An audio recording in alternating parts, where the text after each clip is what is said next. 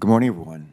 We're ready to get started, and I'm pleased to call this hearing to order. We'll come together today, as you know, to discuss the Environmental Protection Agency's recently finalized Good Neighbor Plan, a topic that is personal to me and the 1 million Delawareans I'm privileged to represent here in the Senate. And I think it's personal to millions of other Americans across our country, and I'll be talking about them in just a minute. Before examining the specifics of EPA's Good Neighbor rule, though, let's first take a minute or two but better understand why addressing cross-state air pollution is so important, especially to those of us who live in downwind states. I believe that most Americans realize that air pollution is bad for our health, bad for our planet, bad for business, and that it creates real economic hardships for communities that end up breathing dirty air. In Delaware, we've made great strides in cleaning up our state's air pollution over many years. We've invested millions of dollars in clean air and energy technologies. Yet, despite all of our efforts, some parts of Delaware still do not meet the EPA's health standards for air quality, and we are not alone. Unfortunately, some people have forgotten in this country that air pollution knows no state boundaries. Pollution from sources in one state does not just stop at the border. The pollution controls, or the lack thereof, in some states really do impact the air quality in others. As it turns out, a number of upwind states have not made the same investments in clean technology as many of us have, or they simply have refused to operate the technology full-time that's already been installed in their states. For too long, many Americans living in downwind states have suffered in part because upwind neighboring states refuse to clean up their ozone pollution.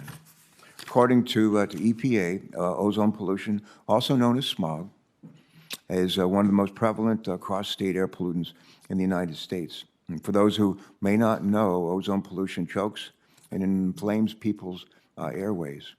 Ozone can be particularly dangerous for children, for the elderly, and people with lung diseases like asthma. This pollutant can also travel hundreds, sometimes even thousands of miles. And left unchecked, ozone can cost Americans billions of dollars, it's billions with a B, every year in healthcare costs and missed work days, not to mention the lives lost. The effects of this cross-state pollution on downwind states are staggering. For example, emissions from other states account for 94% of ozone pollution in the first state, my state. That means no matter how hard we might work to protect our communities from dirty, smoggy air, the source of the vast majority of the pollution we face lies outside of our state's control. As my colleagues have heard me say, probably more than they care to, remember, serve as governor of Delaware, I could have shut down every emission source in my state's economy, and we would still have been out of attainment of ozone health standards, air health standards. Just think about that. Just think about that. I could have shut down virtually every source of emission in my state.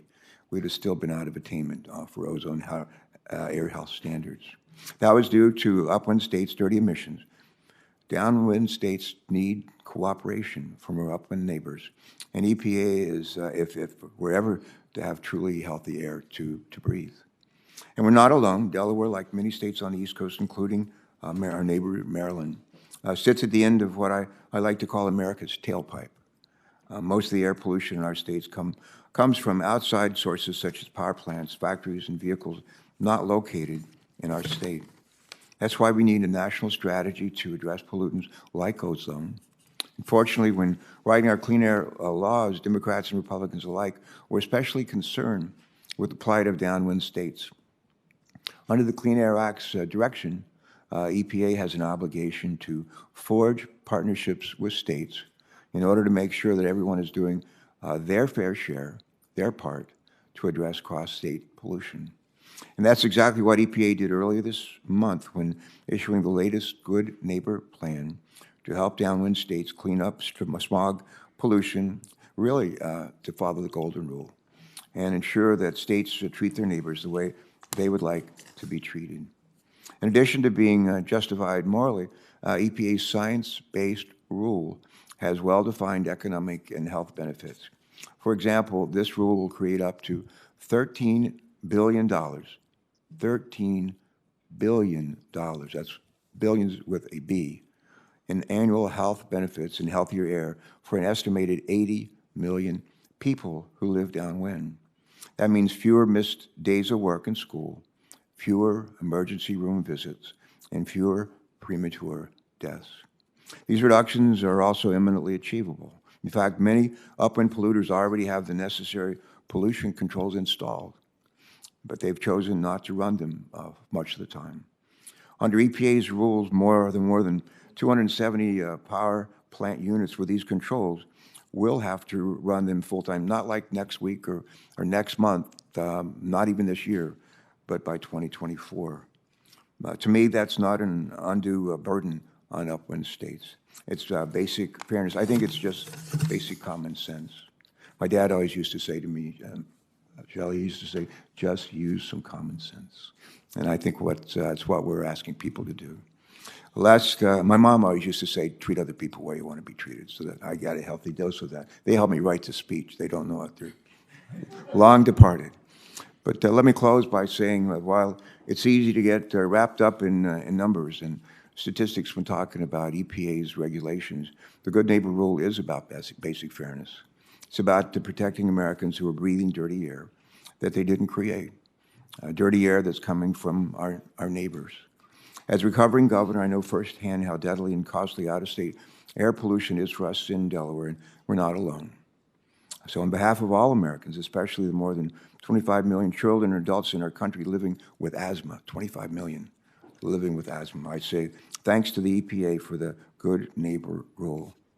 And as I turn to Senator Capito, one of the things I love doing as governor, I love economic development. Just love trying to make sure that people have a job and the ability to provide for themselves and their families. We were faced with a situation where we ended up with electricity energy costs for our businesses and for families as well that are higher than they should have been. And those who had the pollution control mechanism didn't use them. They were able to provide cheaper electricity. And that's just not fair. That's not fair either. With that, let me turn to Senator Capito for anything that she wants to say. And thank you so much for all of your work on this as well. Thank you. Thank you, Mr. Chairman. Thank all of you for being here today. And common sense sounds like something we definitely agree on, even though I didn't know your dad. I can agree on that. So we look forward to the testimony today. The EPA's so-called Good Neighbor Rule is the latest version of a regulation that has gone by many names, and I've been on this committee for 8 years. I've seen it in different names. It has previously been called the Cross-State Air Pollution Rule, or CASPR, the Ozone Transport Rule, and the NOx Federal Implementation Plan. But they all refer to the same rule, and this is a topic that we've discussed. While being a good neighbor is great, and we all want to be good neighbors, the name is a bit of a misnomer. It's a $14 billion cost rule targeting states that are energy suppliers and our nation and our industrial heartland. So what does that cost us? It costs us, what does that $14 billion in costs get us? Unfortunately, the rule will not change any non-attainment areas to attainment in the downwind states. Instead, it places a burden on states that will help provide our nation with power, manufactured goods, and building materials as though we're in different economies. As we try to make ourselves competitive against rivals like China, bring back and reinforce our supply chains, and make generational investments in our infrastructure, which we are doing now, having our states that provide electricity and manufactured goods to their neighbors is not just the most sustainable solution. We have to compete as one nation. Requirements for the use of American iron, steel, and other materials in the bipartisan infrastructure package are directly undercut by this new iteration of the cross-state air pollution rules that for the first time target those domestic industries and their significantly unionized workforce. And I'd like to ask unanimous consent to put a letter from the United Steelworkers expressing great concern about this rule.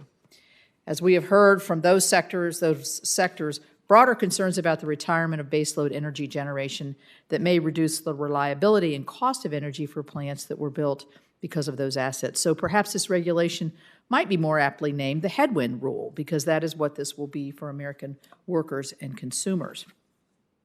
With that table setting out of the way, let's talk about what states with the final headwind rule will impact. It targets 23 states for interstate transport of air pollution. Well, that's down from 26 states in the original proposal. There are still 2 states, Tennessee and Wyoming, in regulatory limbo because the EPA has deferred action on these. The only state that was dropped from this was Delaware. Now, with all due respect to the chairman, that's an interesting omission, isn't it? You and somebody else we know well is from Delaware, right? Chris Coons. That's a good one. As I mentioned earlier, this rule is going after power plants and industries, including iron, steel, cement, concrete, pulp and paper, natural gas pipelines for the very first time. So it's a much broader rule impacting more states, which is going to put us in uncharted waters, I believe, as to the implementation.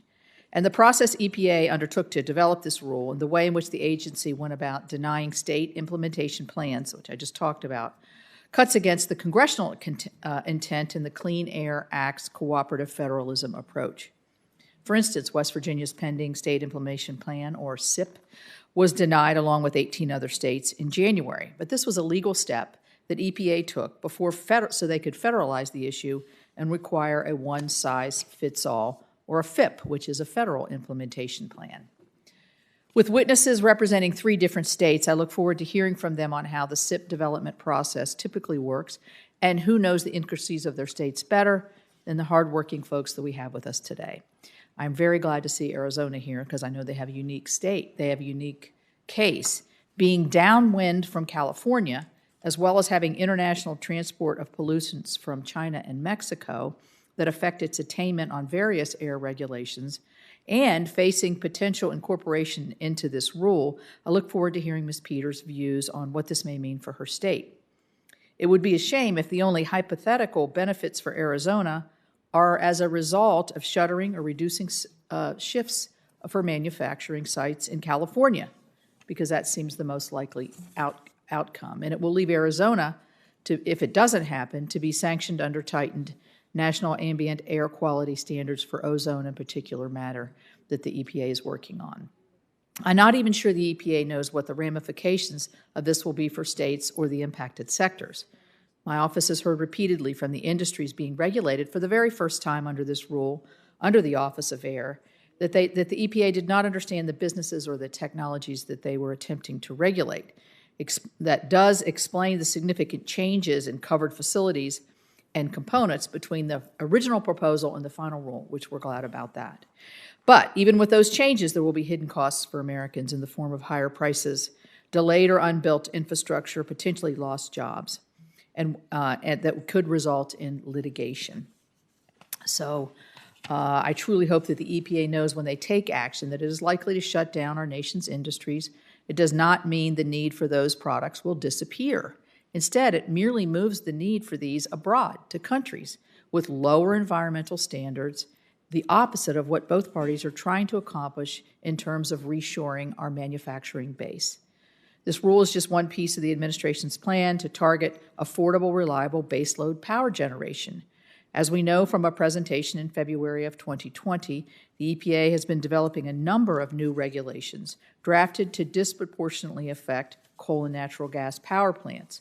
The Wall Street Journal editorial board wrote about how these policies, like the ozone transport rule that we are talking about today, are driving power plant retirements and how those plants are shutting down without adequate replacement capacity for the grid. As the Wall Street Journal observed, quote, the steep cost of complying with the EPA regulations, including a proposed good neighbor rule that is expected to be finalized next month, will force about 10,500 megawatts of fossil fuel generation to shut down. And now this rule that has been finalized, it is actually projected that it will shutter 14,000 megawatts.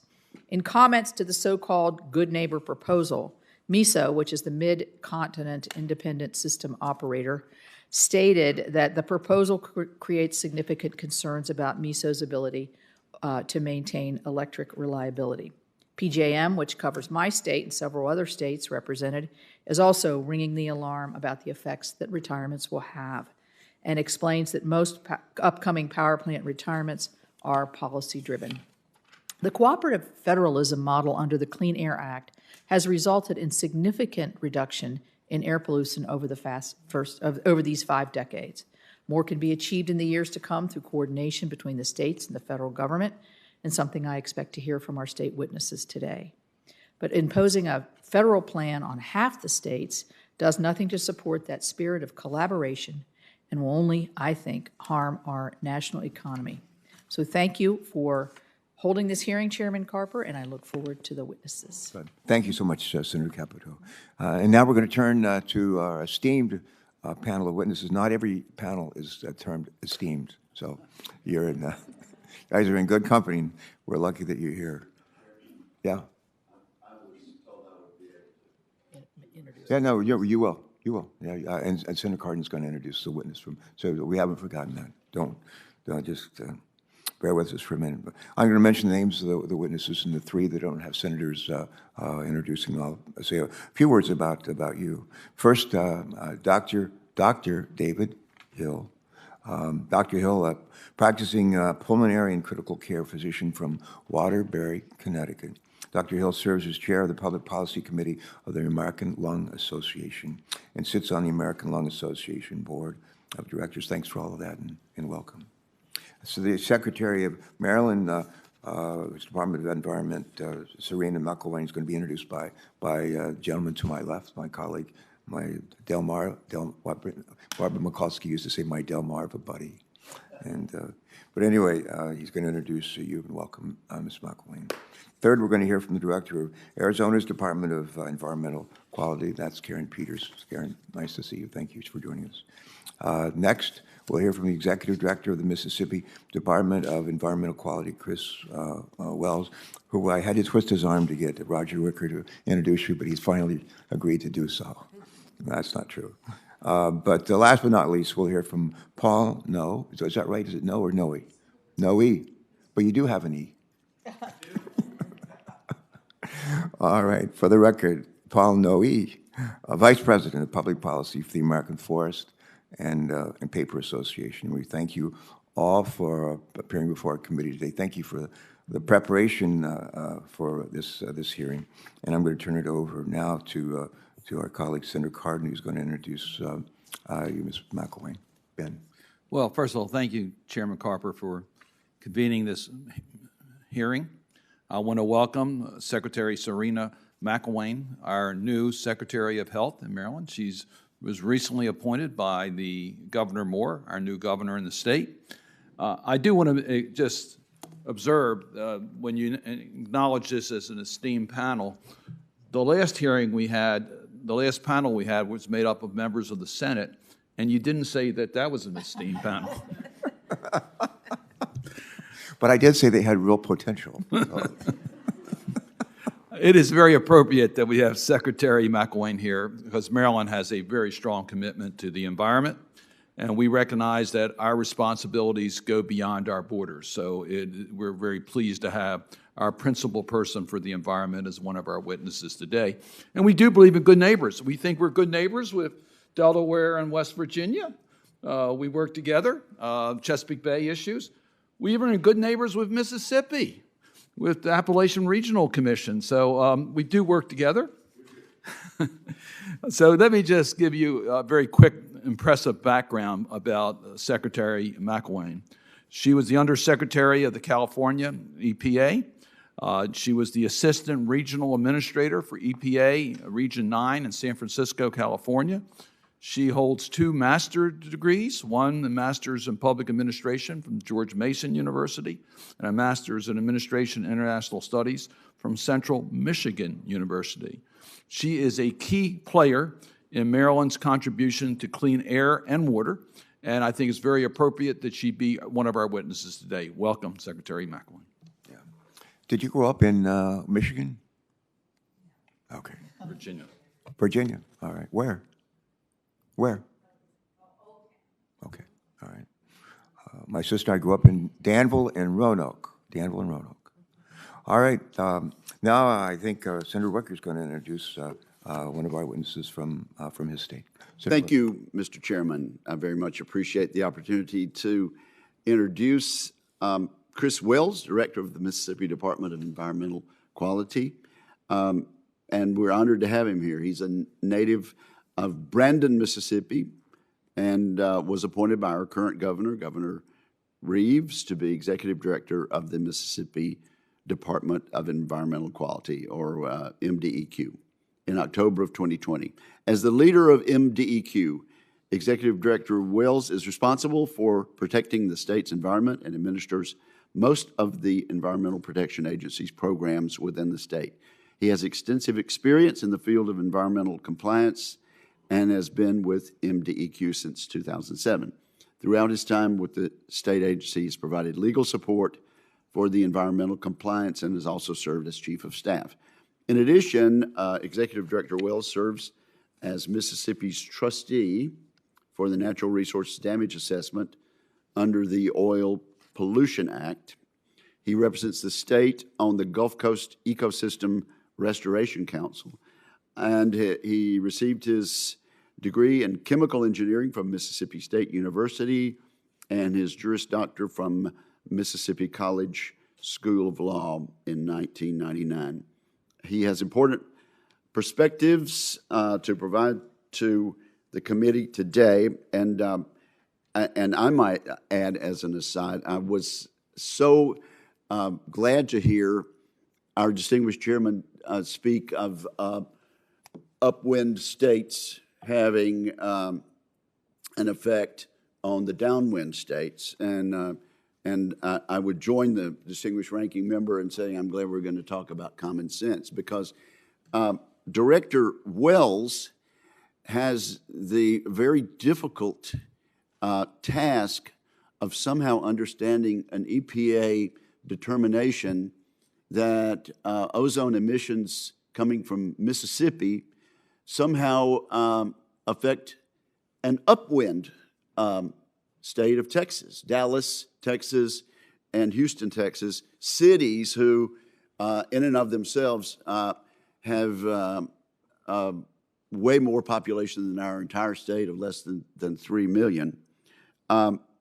It is as if Delaware were being blamed for ozone pollution in Cincinnati, Mr. Chairman, which I think any of us who have watched weather patterns over the years and watched the way the map works, we certainly realize that Cincinnati is upwind of Delaware, and Houston and Dallas, Texas are upwind of Mississippi, and it is hard for us to grasp that somehow our relatively rural state is causing ozone problems for Dallas and Houston. So that is the conundrum that this distinguished witness will be discussing today, and I'm delighted that the committee has agreed to hear from him. Thank you, sir. Yeah. Thank you, Senator Wicker. My hope is that we'll be guided by science here, and at the end of the day, we'll be better prepared to deal with these issues in a fair and thoughtful way. And I think with that, we'll begin our witness testimony. Dr. Hill, please proceed with your statement if you're ready, please. And again, welcome. Thank you. Good morning.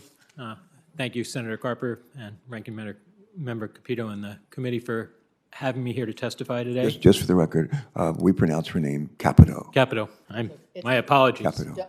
Don't worry about it. Hill is easy. Everyone gets it right. It happens all the time. My name is pronounced Coons. My name is Dr. David Hill. I'm a practicing pulmonary and critical care physician in Waterbury, Connecticut.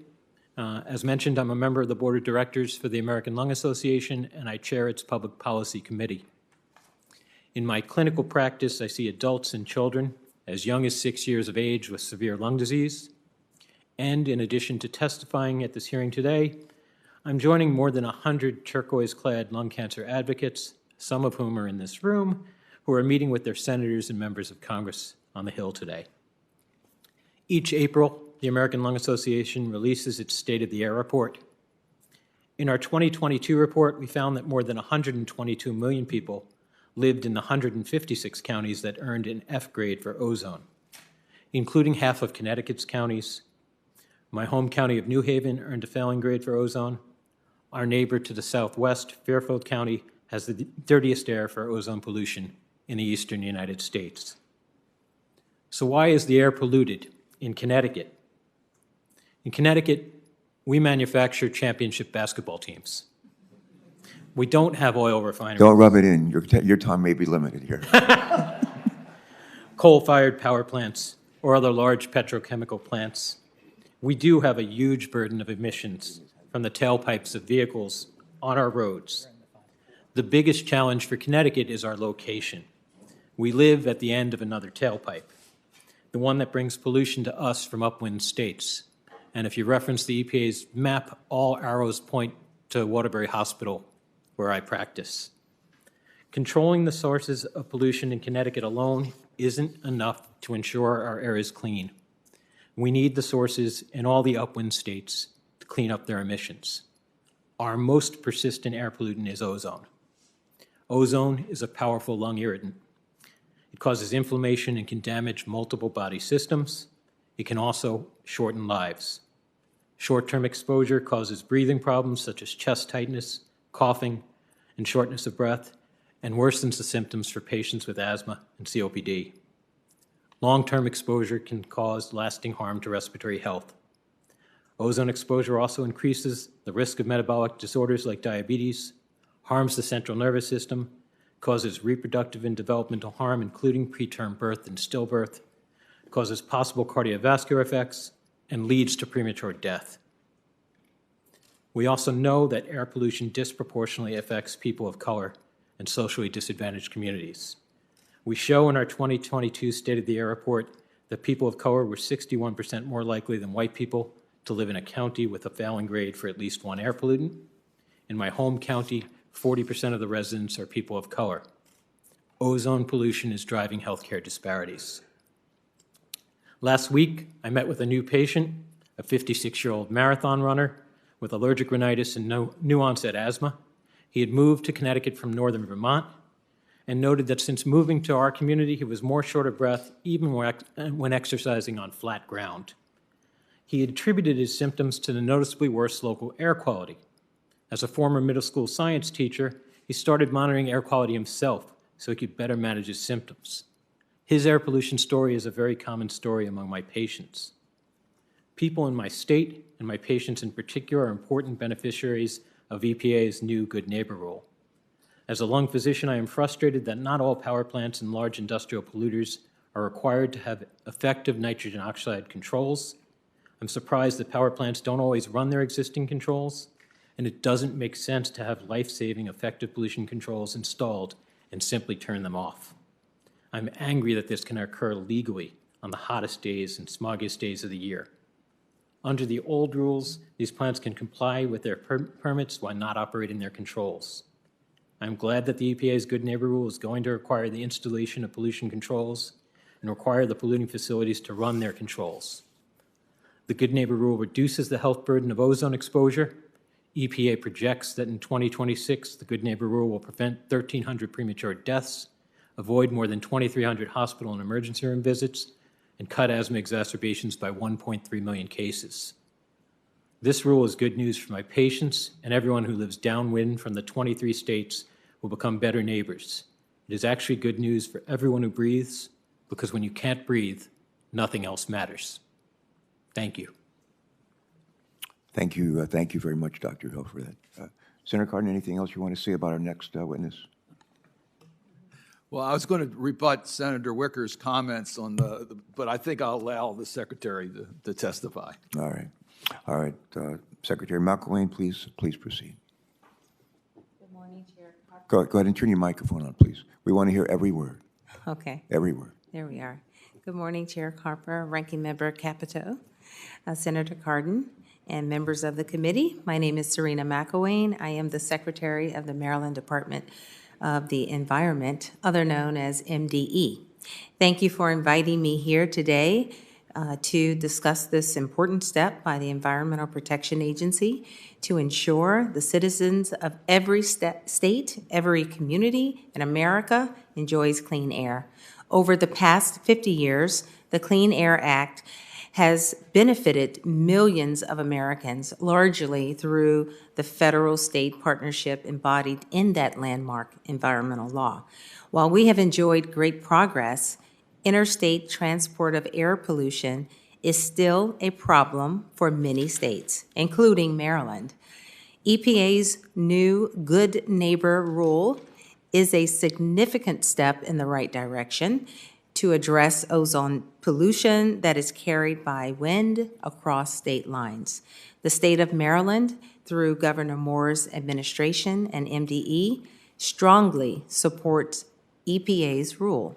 We welcome the promise that its requirements placed on Maryland, as well as other states, will ensure that, indeed, we all are good neighbors. Maryland takes its obligations as an upwind state very seriously. Under this rule, Maryland will continue to show leadership in addressing ozone pollution from our state that enters into New York and Connecticut area downwind. At the same time, Maryland will benefit from the pollution reductions in the rule. Research shows that ozone levels in air entering Maryland from upwind states often already approach the health-based standard as it reaches our borders.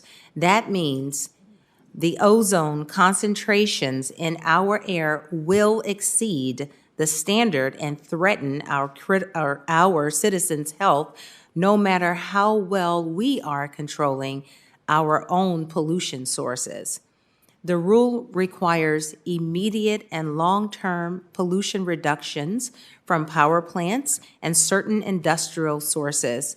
The reductions resulting from the rule will improve air quality, saving lives and improving public health in communities across the nation. Maryland agrees with EPA's analysis that the rule's proven cost-effective measures will deliver clean air and substantial health benefits, which includes prevention of premature deaths, reduced emergency room visits and hospital visits, reduced lost work and school days, and asthma symptoms in millions of Americans. The rule also provides for a broad range of secondary benefits, including improved visibility in national parks and increasing protection for sensitive ecosystems and coastal waterways, including the Chesapeake Bay. The rule requires pollution reductions from all 23 states named in the rule, including Maryland. Maryland is a leader in effective and innovative air pollution control programs that have provided substantial pollution reductions both in our state and across state lines. But the proven programs in place in Maryland are not in place in many other states that are named in this rule. That is not fair. It's not just. So this rule fixes that. It will put the states on equal footing. It requires other states to limit pollution from power plants and some industrial sources in a manner that is equally as stringent as the limits already implemented in Maryland and in other leadership states as well. I don't want to say all of this to brag about the programs in Maryland, although it sounds like I'm bragging, but I'm demonstrating that it does show that the actions required under this EPA rule are already proven to work. They have been shown to be technically feasible and cost-effective, and it's a way to reduce pollution. EPA's limits will increase equity between the states that have already incurred costs to reduce pollution and the states that have more cost-effective reductions left to achieve. In the end, it is critical for all of us to reduce our contributions to the unhealthy air that overburdened communities and downwind states are often too forced to endure. To be good neighbors. In closing, Maryland supports EPA's rule as a comprehensive and protective approach to addressing ozone pollution transport. The final rule is reasonable, it's achievable, it's equitable, and it brings much-needed pollution reductions for downwind states and overburdened communities. Thank you for this opportunity to testify. I've provided more information in the written testimony. I look forward to this discussion. Thank you. We look forward to it as well. Thank you so much. Thanks for joining us. When were you sworn in in your post back in Maryland? When? I'm sorry? When were you sworn in to your new post? About 2 weeks ago. Yeah, congratulations. Thank you. I appreciate very much those comments. We appreciate very much those comments. And now we're going to hear from Director Peters from Arizona. Where in Arizona are you from? Phoenix, Arizona. Okay, good. We're glad you're here. Please proceed. Thank you, Mr. Chairman. Members of the committee, my name is Karen Peters. I am the new Director of the Arizona Department of Environmental Quality, having been appointed by Governor Katie Hobbs. I welcome the opportunity to testify on EPA's newly adopted Good Neighbor Plan for the 2015 Ozone National Ambient Air Quality Standards, or NAAQS. The Good Neighbor Rule is a key provision of the Clean Air Act, as it requires each state's state implementation plan, or SIP, to ensure that emissions from sources within their state do not contribute significantly to non-attainment or interfere with maintenance of the NAAQS in other states. As I'll explain, the ability of state and local governments to protect public health from the effects of ozone concentrations exceeding the NAAQS is limited. Programs such as the Good Neighbor Plan that provide a mechanism to address pollution originating outside a state's boundaries are therefore a crucial component of the effort to address ozone pollution. One factor that restricts the state ability to address ozone pollution is the limit on state regulatory jurisdiction imposed by the Clean Air Act. As we know, ozone is produced by the chemical reaction of oxides of nitrogen, or NOx, and volatile organic compounds, or VOCs, in the presence of sunlight, which is abundant in my state of Arizona. In the Phoenix Mesa ozone non-attainment area, motor vehicles and non-road engines are responsible for approximately 50% of local emissions of VOC and 90% of the local emissions of NOx. As you know, states other than California are preempted by the Clean Air Act from adopting emission standards for new motor vehicles or new or existing non-road engines. Given these restrictions, Arizona has gone about as far as any state can in regulating emissions from mobile sources. The state was an early adopter of a vehicle inspection and maintenance program to reduce emissions from existing motor vehicles. And in 1998, the state obtained a waiver from federal preemption for its clean-burning gasoline program. We were fortunate to do so before 2005 amendments to the Clean Air Act sharply curtailed EPA's authority to grant waivers and made adoption of such programs all but impossible. Since the implementation of these measures, in order to address ground-level ozone, Arizona and its local government partners have had to focus primarily on local industrial sources. But I think it's fair to say we've reached the point of diminishing returns. The Phoenix Mesa area has a long history with the ozone problem. The area was classified as a moderate non-attainment area for the 1-hour NAAQS after enactment of the Clean Air Act amendments of 1990. The NAAQS, of course, have been amended 3 times since then, in 1997, 2008, and 2015. Because an old non-attainment designation is not revoked until it's attained, the area at one point found itself classified as serious non-attainment for the 1-hour NAAQS, and at the same time in moderate non-attainment for the 1997 8-hour standard. The area later attained both those NAAQS, but is currently a moderate non-attainment area for both the 2008 and 2015 ozone NAAQS.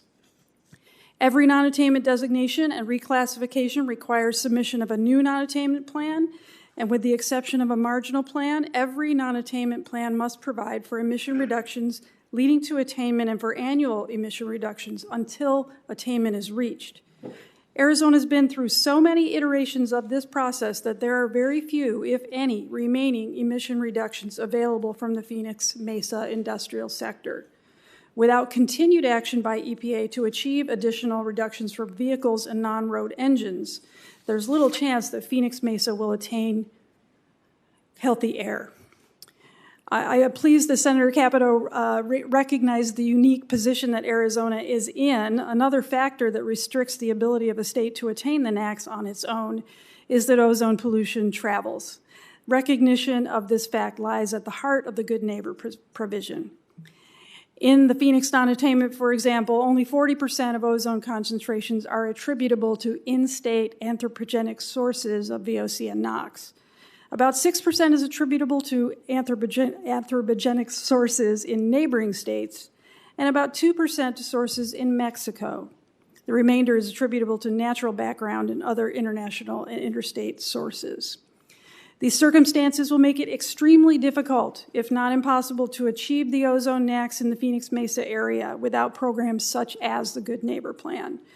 But the situation is even more dire in Yuma, Arizona, a city in southwestern Arizona near the California border with a population of less than 100,000 people. Yuma was designated as a non-attainment area for the 2015 ozone NAAQS in 2018 and classified as marginal. Statewide emissions account for only 10% of ozone concentrations in Yuma. Local emissions of NOx and VOCs are negligible. So there is virtually nothing that can be done in terms of local emissions reductions to reduce ozone pollution in the Yuma non-attainment area. Yet, the enhanced controls that come with non-attainment status apply, imposing costs on businesses and likely limiting opportunities for economic growth. If the ozone standard were to be revised downward, other areas of Arizona, including rural areas, would likely find themselves in Yuma's predicament. The average monitored values used to determine compliance with the NAAQS for the Arizona monitors is only 3 to 8 parts per billion below the current 70 parts per billion NAAQS. The margin for compliance throughout our state is very slim. Fortunately, Yuma monitors showed attainment with the 2015 standard by the marginal area deadline of 2021, but the modeling included in the Good Neighbor Plan shows that the upwind regional reductions included in the plan are the key to keeping the area from falling back into non-attainment in the future. I appreciate the opportunity to share that experience with you and look forward to the discussion. Thanks so much for joining us, and good luck to you in your post now. We're now going to hear from Director Wells. Director Wells, delighted to meet you, and we invite you to please proceed. Thank you, Chairman Carper and Ranking Member Capito, for the invitation to be here today. Senator Wicker, thank you for the kind introduction earlier, and thank you for your leadership and representation of our great state. I'm here today with a heavy heart for my fellow Mississippians who were impacted by the devastating tornadoes over the weekend. My prayers are with them. Let me just interrupt to say our prayers are with you and Roger, with your constituents. Can't imagine how hard that is. Thank you. I referred the committee members to the written testimony that I submitted prior to today's hearing for detailed comments. I wanted to take what little time I have today to kind of focus on some key points. You know, Mississippians have a proud heritage of enjoying the outdoors and our beautiful natural resources. We enjoy clean air. We enjoy clean water. The Mississippi Department of Environmental Quality, my agency, we work hard every day to protect those natural resources. We also recognize that with air in particular, air does not respect lines drawn on a map. Accordingly, we take our good neighbor obligations under the Clean Air Act seriously. However, the way EPA has handled this matter not only turned the Clean Air Act on its head, but also resulted in the imposition of emissions reductions that are unnecessarily stringent and disproportionate to Mississippi's alleged downwind impacts to air quality. It's important to keep in mind how the Clean Air Act was structured by Congress and how it's supposed to work.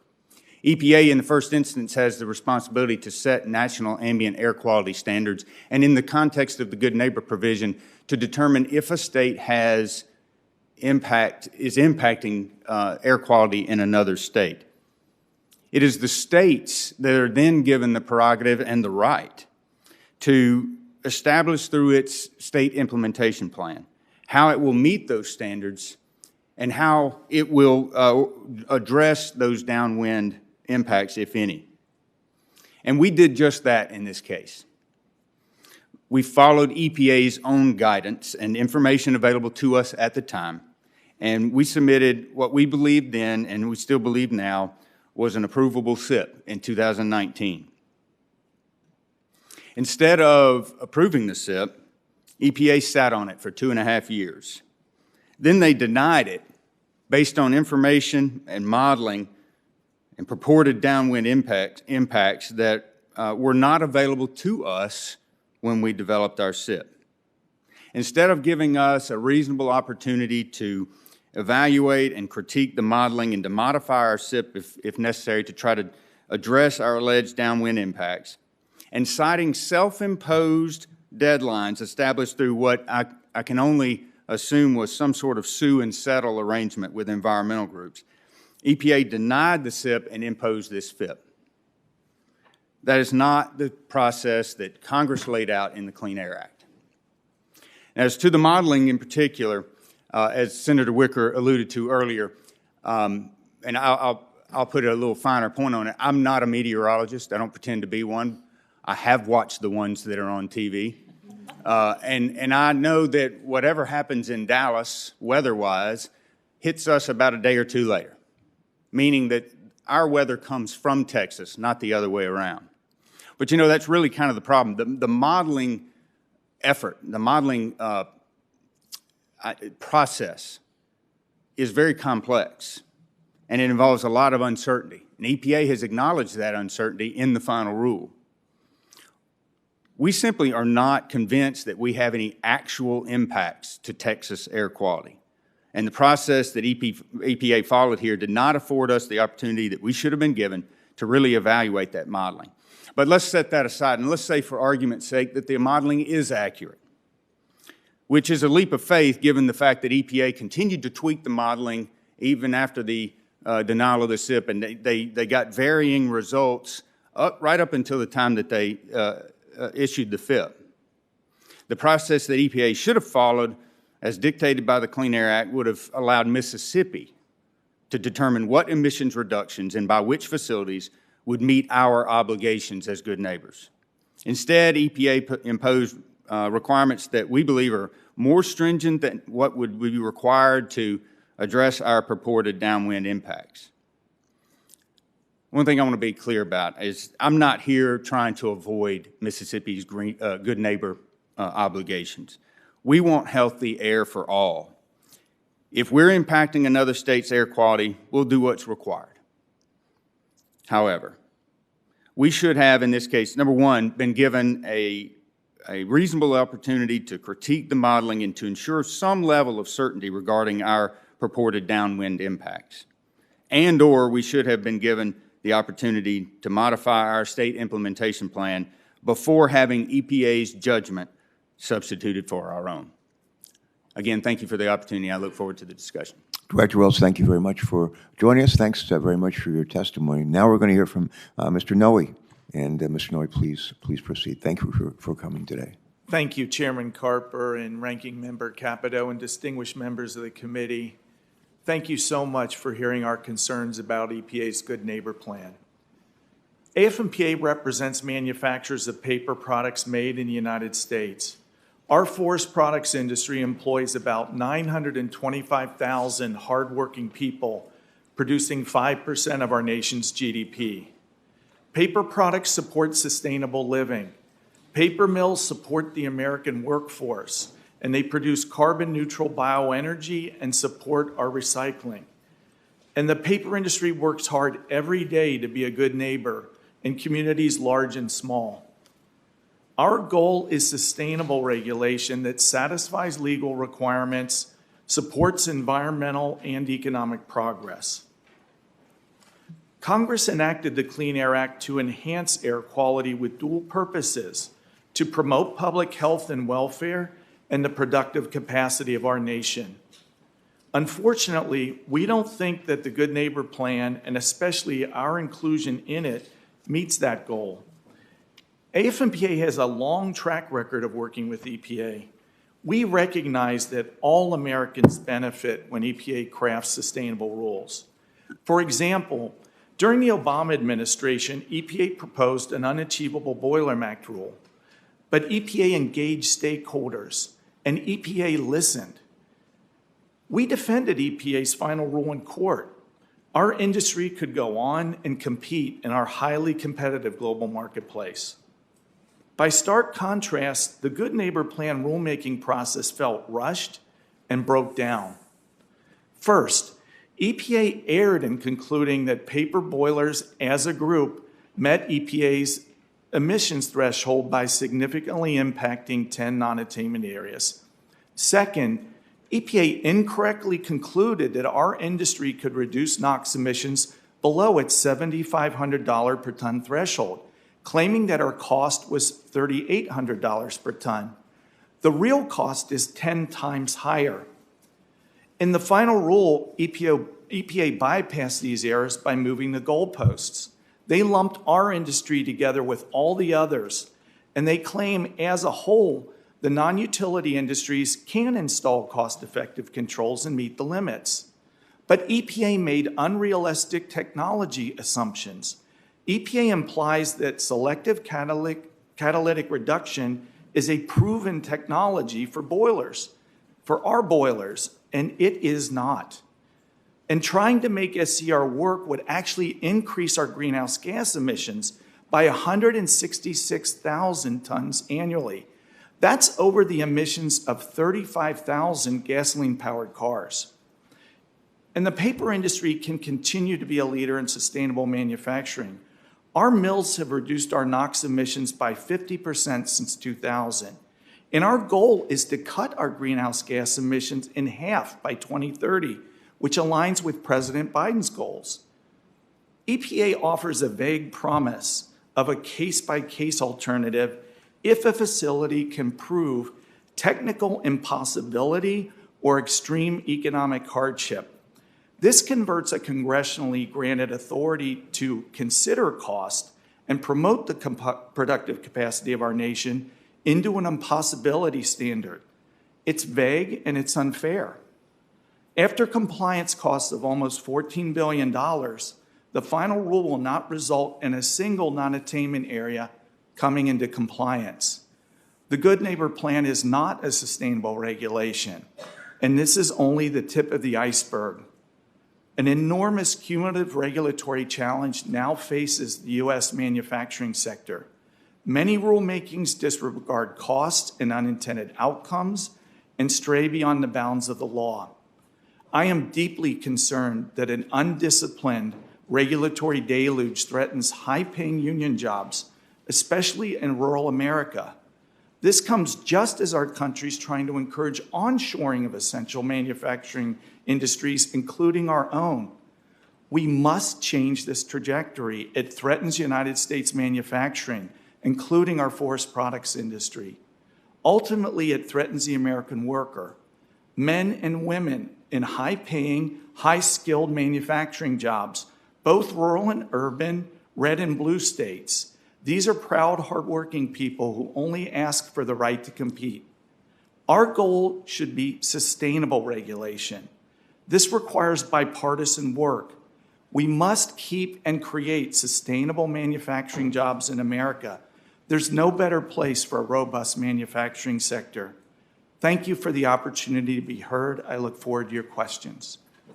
Thanks for those comments. This is a committee that's pretty good at finding the middle. It's a committee that's pretty good at bipartisan solutions. We believe that bipartisan solutions are lasting solutions.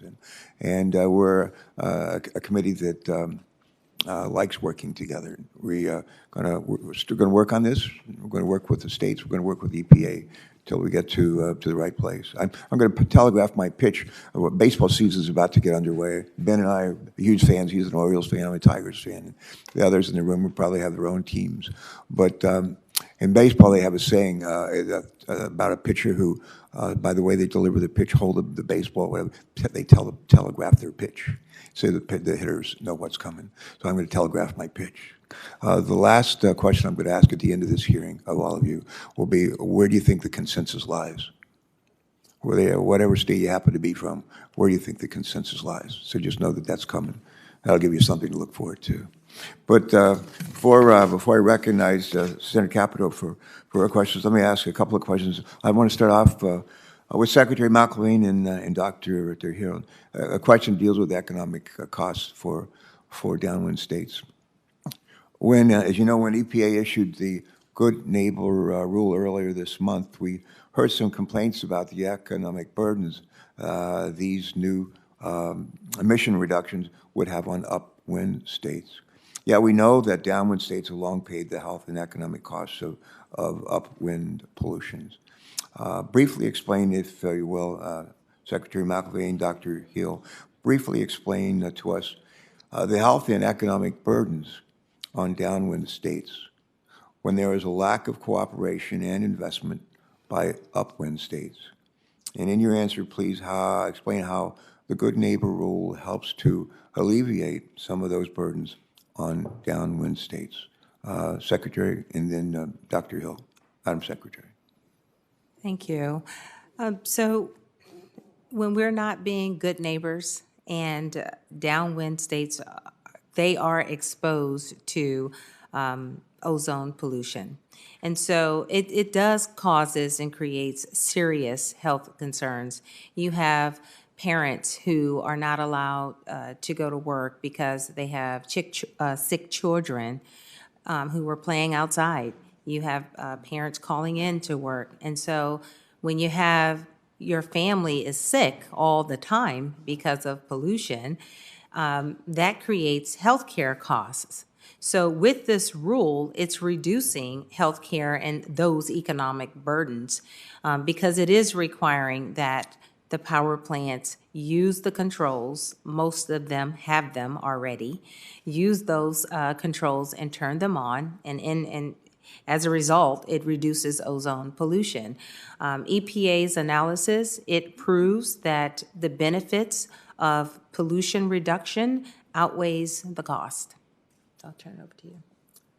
I spoke during my testimony in detail about the health effects of air pollution, and listening to the other testimony here, I believe all the panelists recognize that ozone is a harmful pollutant, particularly in terms of its respiratory effects. As I understand the Good Neighbor rule, it's going to require that power plants and industrial polluters install and operate effective nitrogen oxide controls during ozone season. And this means that air pollution coming to my downwind state is going to be lessened, and it's good news for my patients who suffer from chronic lung disease. 2/3 of the cost of caring for chronic obstructive pulmonary disease in this country has to deal with acute exacerbations, patients going to emergency rooms and being hospitalized. Significant burden of the cost of asthma is also for acute deteriorations, and this makes the patients sicker over time. The Good Neighbor rule will reduce the health burdens. EPA has projected that it'll prevent premature deaths, that it'll avoid hospitalizations, that it'll cut asthma exacerbations. School absences will be decreased by over 400,000, and when kids miss school, parents miss work. Over 25,000 lost work days will be avoided. So there will be significant healthcare and economic benefits to instituting the rule. Thank you. Thank you for that response. Let me ask Ms. Peters, I'm going to ask you for a follow-up, if I could. Same question, but without the Good Neighbor rule and other federal policies to help reduce cross-state smog pollution, would Arizona be forced to make more costly emissions reductions within the state to meet air pollution standards? And if the answer is yes, would you explain why? Thank you, Mr. Chairman. The answer is yes. If we don't have controls such as the Good Neighbor Rule, our local emissions sources, our local industrial emission sources are those that would feel the brunt of new controls. And I'll give you an example of that. So in the Phoenix Mesa area, we are in the midst of preparing a SIP because of our redesignation to moderate non-attainment status. And in the discussions about that SIP, one of the things that's being discussed is implementing exactly the controls that are called for here in the Good Neighbor Rule, but on much smaller sources, boilers and smaller EGUs than this rule would control. So you can see that the squeeze on local industrial sources from upwind emissions is causing our areas very much more than they ordinarily would. And I would also point back to Yuma, where the local emissions are so negligible that there's really none to reduce. And so what will be required there is likely to be very costly and difficult. All right, thank you. Most people know what a SIP is. Tell us what an EGU is. Not everybody's heard that. My bad. I'm sorry. That's an electric generating unit, power plants. Well, if we learned nothing else today, There you go. we've learned that. I just learned it recently, so there All you right. are. Senator Capito. Thank you, Mr. Chairman, and thank all of you.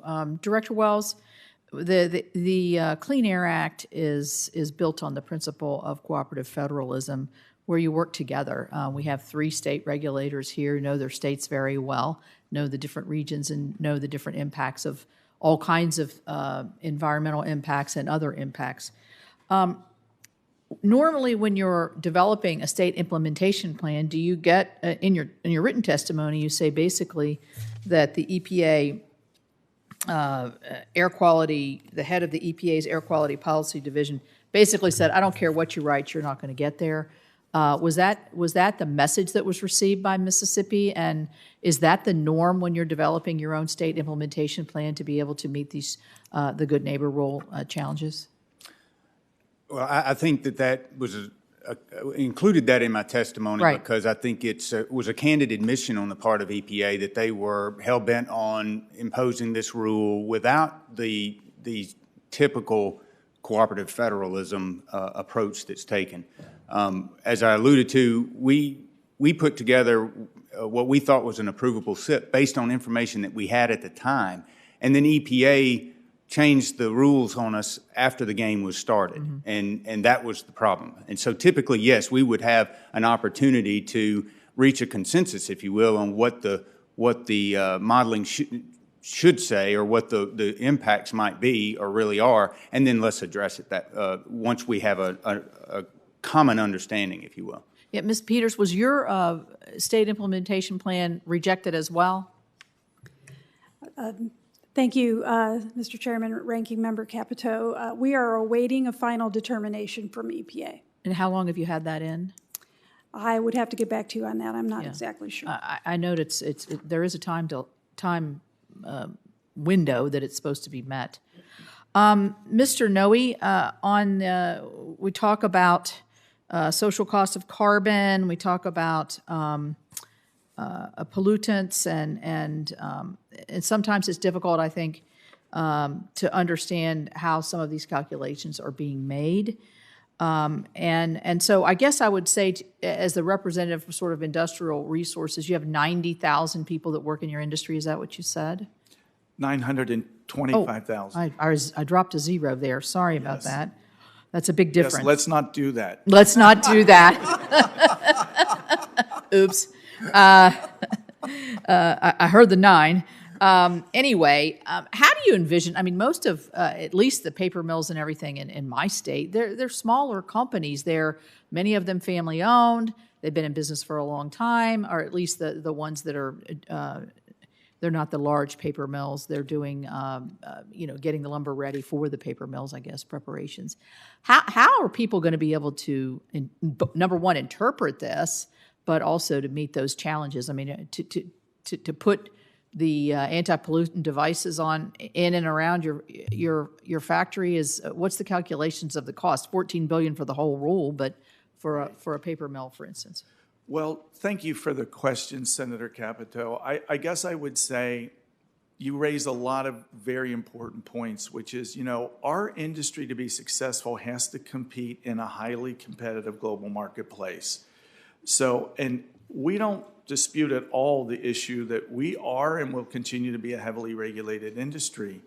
And we've cut our NOx emissions by 50% under 9 other EPA rules and programs. And I assume you would continue doing that. And we will this time. continue to make progress. Right. And that's our goal. But it's so critical to the point the chairman raised, both of you, that we've got to have balance, we've got to have common sense here. And in the case of this rule, there are a number of problems with its application to our industry. There were a number of EPA errors about our industry, which we tried to correct and frankly were ignored. But let me tell you just one fundamental one. I think we could all agree that industry should meet proven technologies. That's what EPA said was happening here. But in our case, the technology, selective catalytic reduction, it just isn't proven for our industry. They made a mistake in that regard, and that's a fundamental mistake. So that's what we're here for, is common sense. So I embrace both what the chairman and you said about that, Senator, and I thank you for the opportunity to be heard on that. Thank you. Senator Cardin. Thank you, Mr. Chairman. Let me thank all of our witnesses. Mr. Wells, I agree with you. Process is important, and I appreciate your testimony.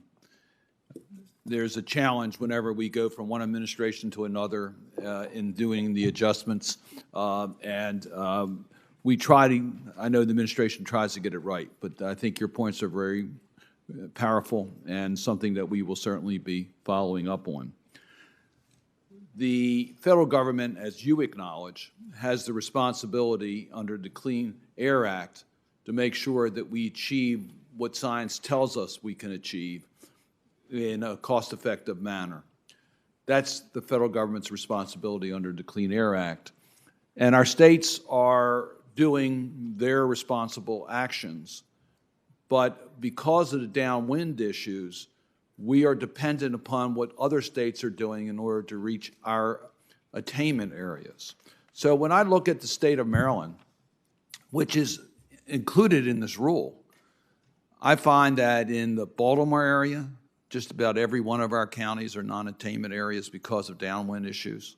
In the Washington area, every one of our counties are non-attainment because of downwind problems. By the way, Mr. Chairman, in the Wilmington area, Cecil County is a non-attainment area because of downwind issues. So these are areas that we cannot control in Maryland in order to reach the attainment. And when you listen to Dr. Hill's testimony and you look at the science, non-attainment has major consequences.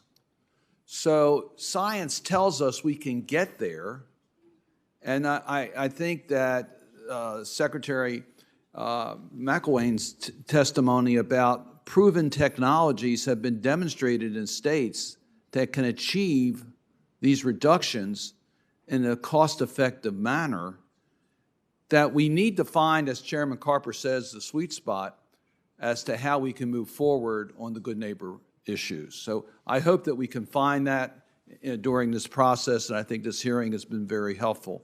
I want to add one more dimension to this before I get to the cost issues. We've been talking about the cost of dirty air from the point of view of our health care system. Representing the state of Maryland, I'm going to bring up the Chesapeake Bay. That's not going to be a surprise to anybody on this committee. I bring it up at just about every hearing. I've been at many meetings on trying to reach our goals on the Chesapeake Bay watershed, and I'm told that one of the major areas that we have not been able to deal with is air pollutants coming into the bay. So it is, and that has very costly consequences, which I don't believe has been calculated in the cost-benefit analysis. I think it's been more dealing with direct health issues related to pollutants, but so it goes beyond just the public health issues that have been brought up today. So, Mr. Chairman, as I understand it, the cost-benefit analysis shows there's like a $13 billion annual plus by the good neighbor rules. I mean, this seems like science is telling us we can achieve this, and there's a huge cost benefit. Mr. Noe, I appreciate your concerns, and if the technology is wrong, we should correct that technology. I agree with you completely on that. But we've got to find that sweet spot because the risk factors to our population and the cost factors to our population indicate that the federal government today is not carrying out its responsibility to make sure that we implement these issues.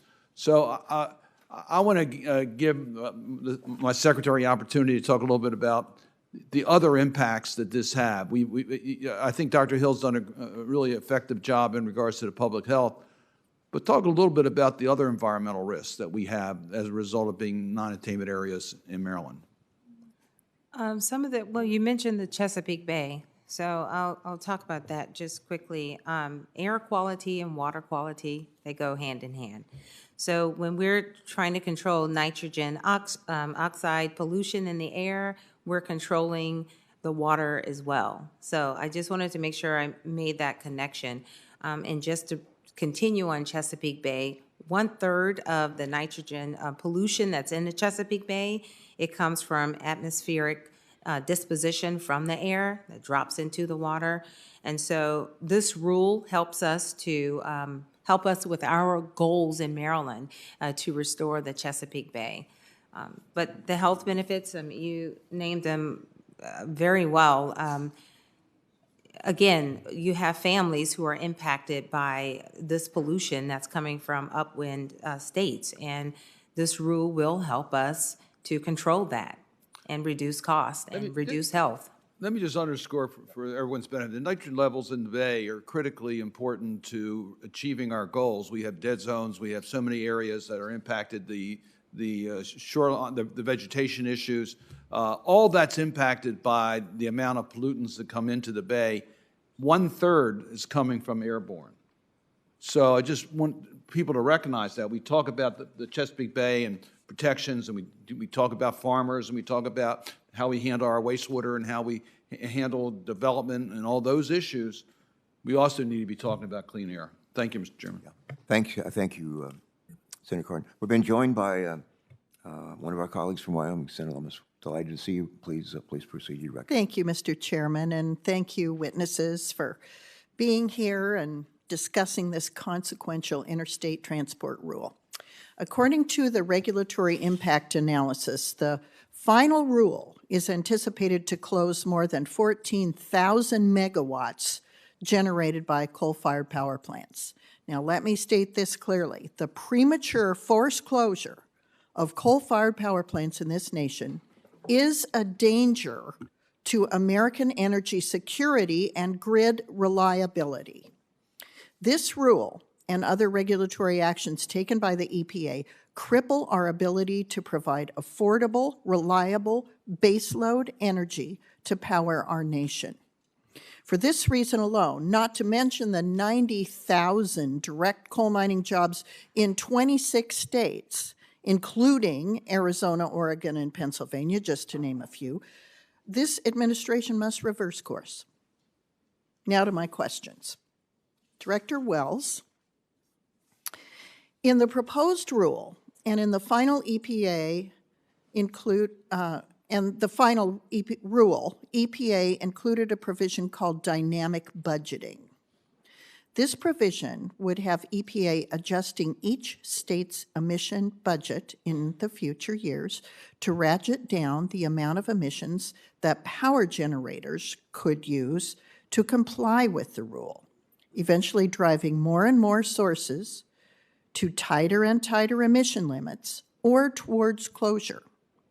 EPA received comments that the dynamic budgeting made the proposed rule overly stringent, more so than what was needed to ensure downwind state compliance with the national ambient air quality standards, and that dynamic budgeting was effectively generation shifting.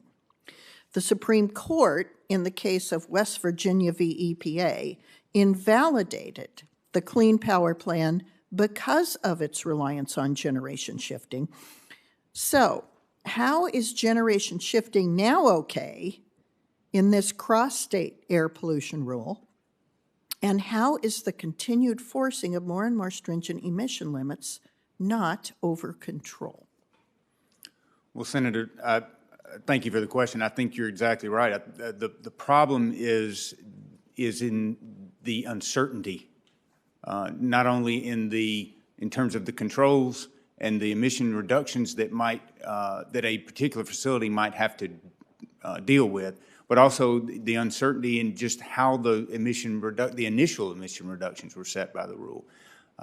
And I think that's one of the main problems that we have with the rule, is that we've not had an opportunity to really evaluate whether or not a state like Mississippi is actually having an impact, and whether the facilities in our state are actually having an impact on air quality elsewhere, and to force the early retirement of equipment and facilities before the retirements of those facilities is planned for a reason. It's so that the grid can be, and we don't regulate. I'm getting a little bit out of my lane, which EPA is not afraid to do. But I'm not a energy regulator, right? But I know that the people that will have to bear the costs of the early retirement of those facilities are the folks that are some of the same folks that others are concerned about in terms of their health. We're concerned about everybody's health, and so the costs that we talk a lot about, there's a lot of costs that are involved here that have to be considered, not just the purported health costs of a contribution to air quality that is not even certain that Mississippi is causing. So if you plan to retire baseload and then retire it earlier before a replacement source of baseload energy is identified to replace it, what happens? Well, the grid becomes unreliable. There you Source go. of electricity becomes unreliable. Thank you. One more question. Mr. Noe, as you shared in your testimony, while the EPA does the work to write the rules, it is the regulated community that does the work to actually reduce the emissions.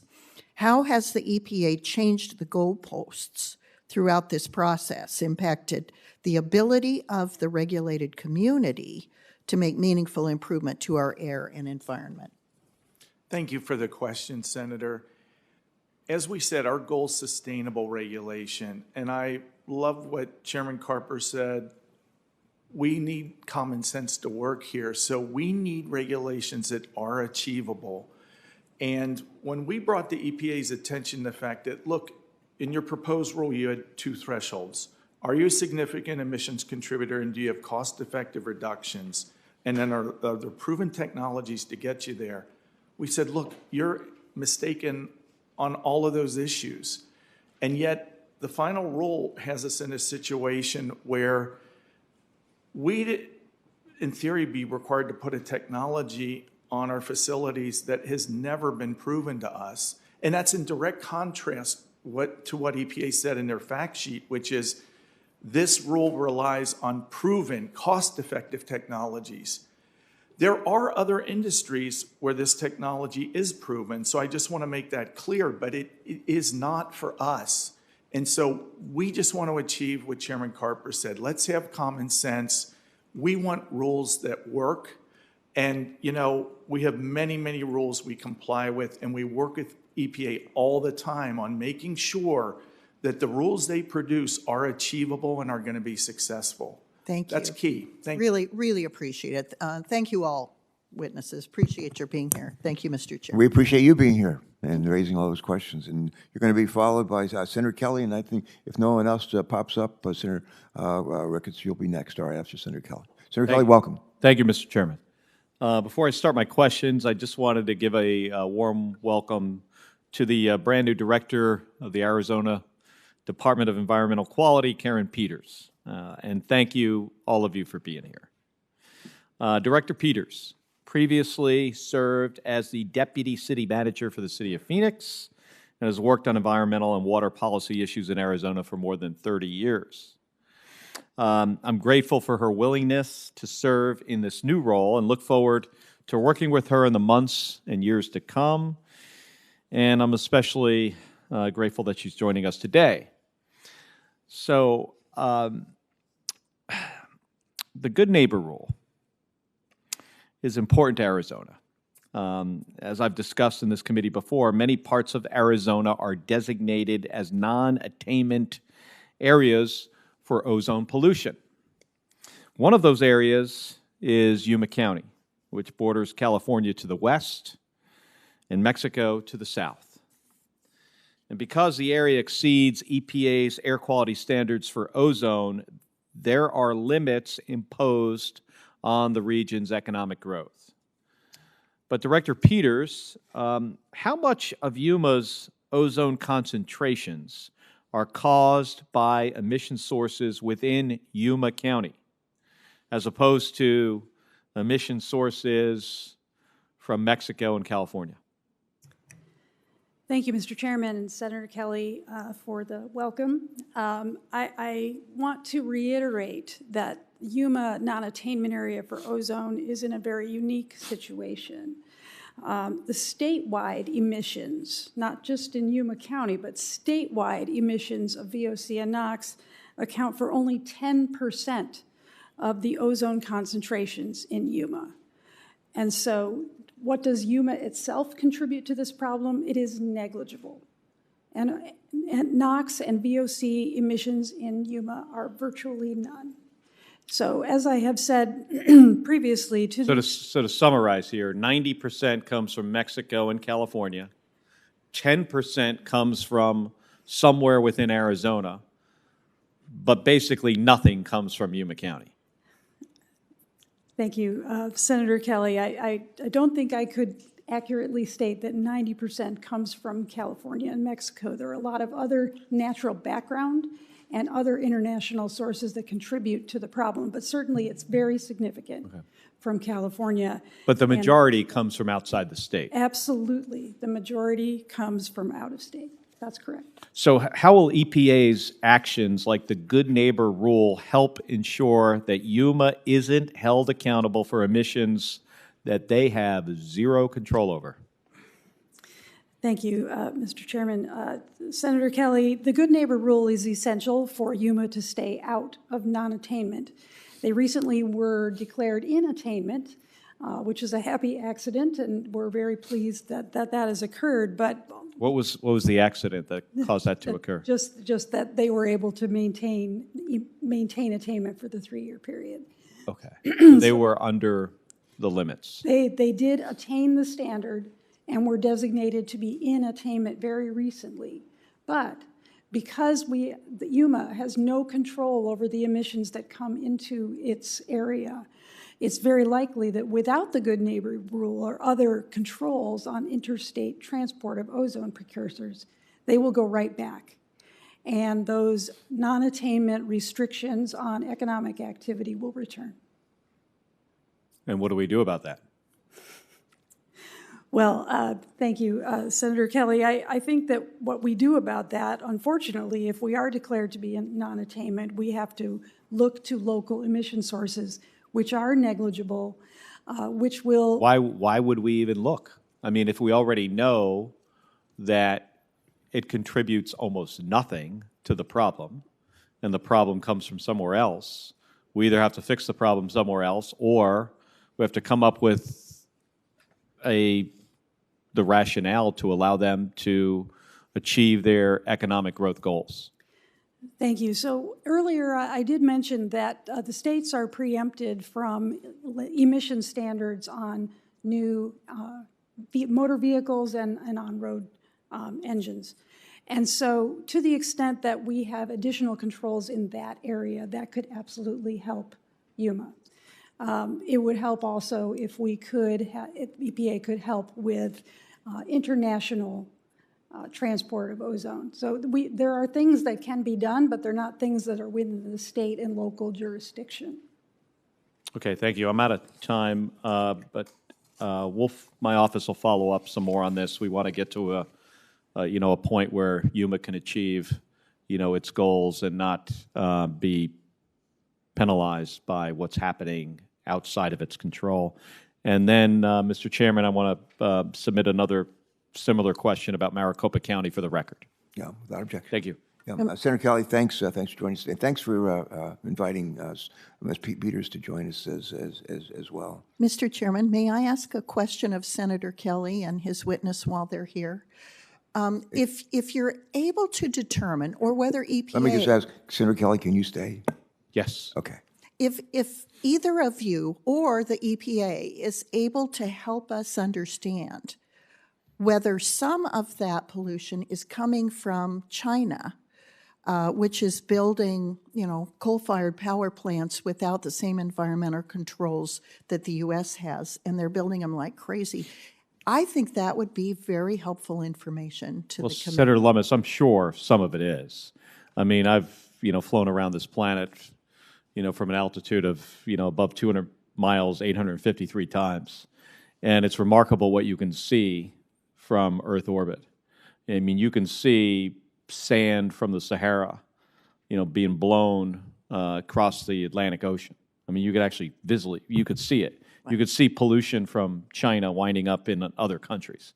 Very clear. Now, to quantify exactly how much that is, I think that's more complicated.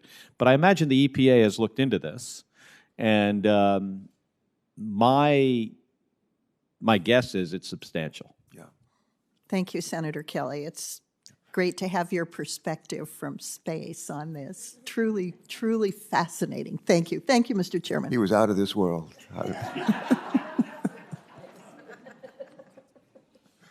One of my favorite songs, One Hit Wonder, Thomas Dolby, She Blinded Me with Science. I see some people nodding in the audience, and we need to be not guided, we're not blinded by science, we need to be guided by science, and hopefully in this regard we will be. Thanks for that exchange you had with Mr. Kelly. Okay, I think I'm going to do a UC, Senator Ricketson, I'll turn right to you. I want to ask unanimous consent to enter into the record of March 2023 fact sheet by the Environmental Protection Agency. It's titled, The Good Neighbor Plan and Reliable Electricity.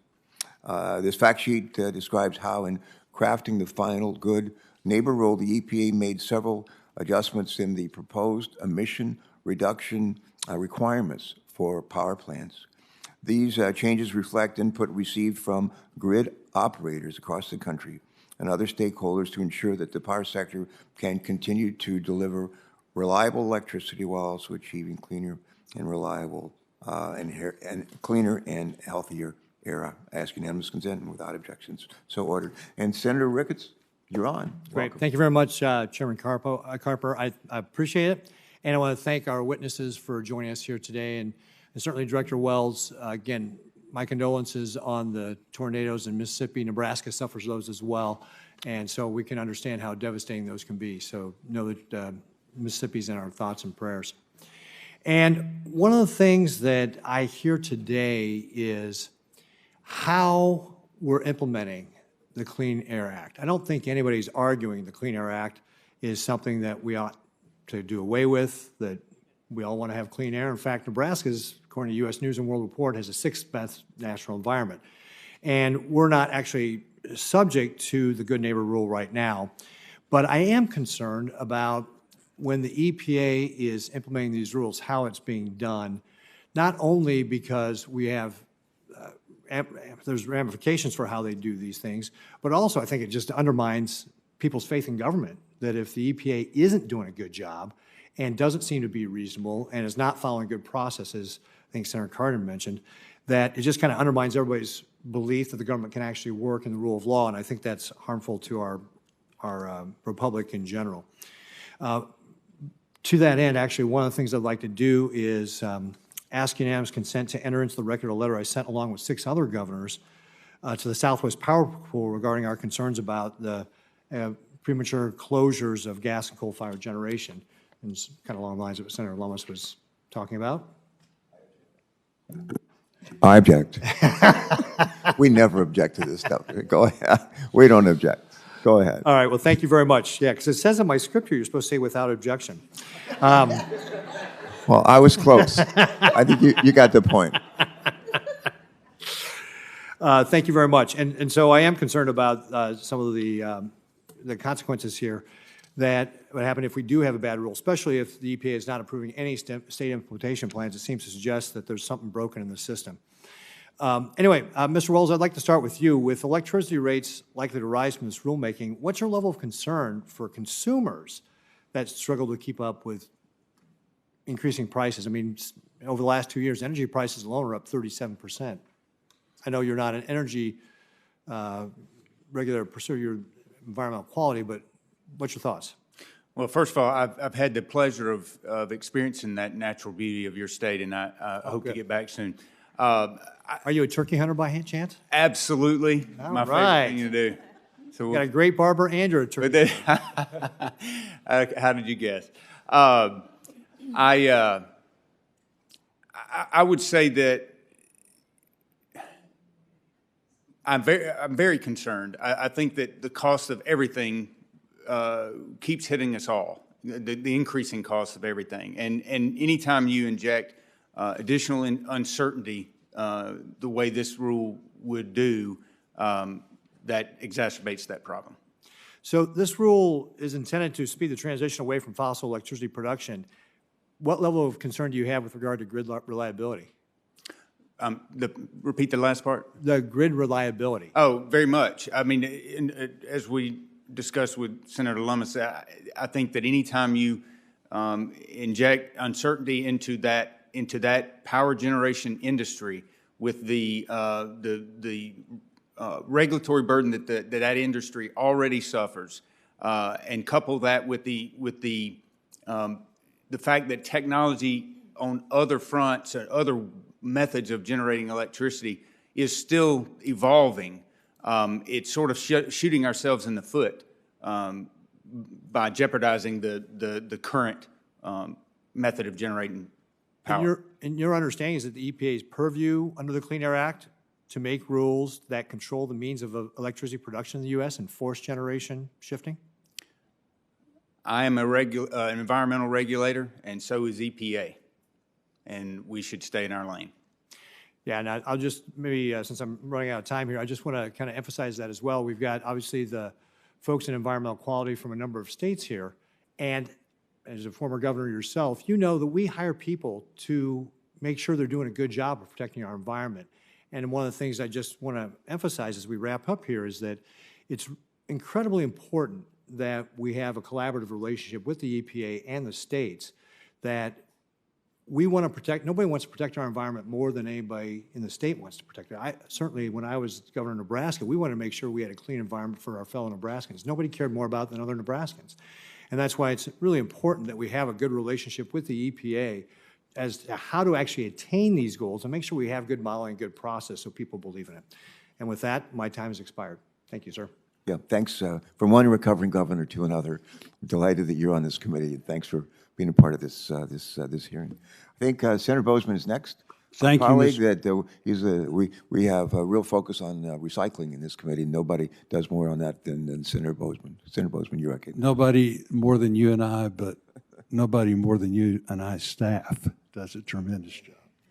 So thank you all for being with us. Mr. Wells, on February 13th, 2023, the EPA announced its disapproval of the Arkansas State Implementation Plan for the 2015 rule regarding ozone national ambient air quality standards. Instead, Arkansas is now required to follow the federal implementation plan, which will put roughly 50 Arkansas businesses at risk of closure.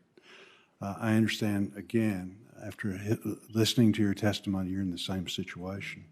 The impacted businesses include power plants, natural gas pipelines, cement producers, steel factories, glass and paper, chemical manufacturers, paper mills, etc. The EPA has refused to let Arkansas revise the plan.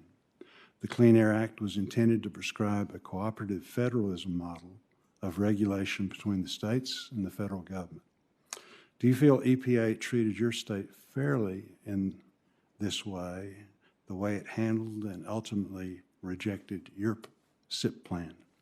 No, sir, I don't. I believe they moved the goalpost on us after we submitted our SIP. We believe it was approvable at the time we submitted it, and for them to reject the SIP based on information that was not available to us at the time we developed it, and not give us an opportunity to revise it and to have say-so in terms of the emission reductions that would be placed on Mississippi facilities, I think was a circumvention of the Clean Air Act. So, Director Peters, you don't know if yours is going to be approved or not. Do you feel like it's appropriate, if it's not approved, that you're put in the same situation as Arkansas, Mississippi, and I'm sure other states, in the sense of not being able to revise your plan? Instead, the federal government, sitting here in Washington, implements a plan for you.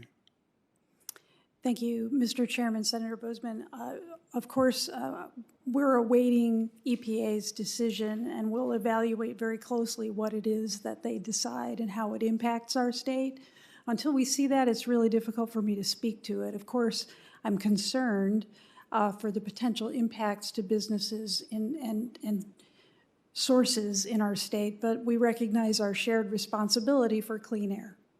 No, I understand. I think we all want to get to the same point.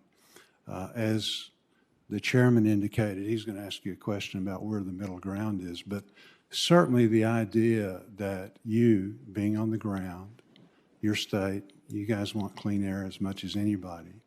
The idea that the EPA is great until you disagree with them, okay? They talk about, federal cooperation and all of this stuff. But again, once you disagree, then it tends to be their way. So the point I'm trying to make is, as we go forward for this to work, for it to be fair nationwide, then again, the states need to have the ability to be a part of that. And that hasn't been the case in Mississippi and Arkansas. And I assume that both of you all, as administrators, would agree, that's not appropriate. Mr. Noe, in your testimony, you said that the Good Neighbor Plan is just one piece of a massive regulatory agenda that concerns you. Can you provide further details of regulations that are going to impact pulp and paper mills? Yes, thank you for the question, Senator. And tell us about the communities that the pulp and paper mills are in. Yes, yes, sir.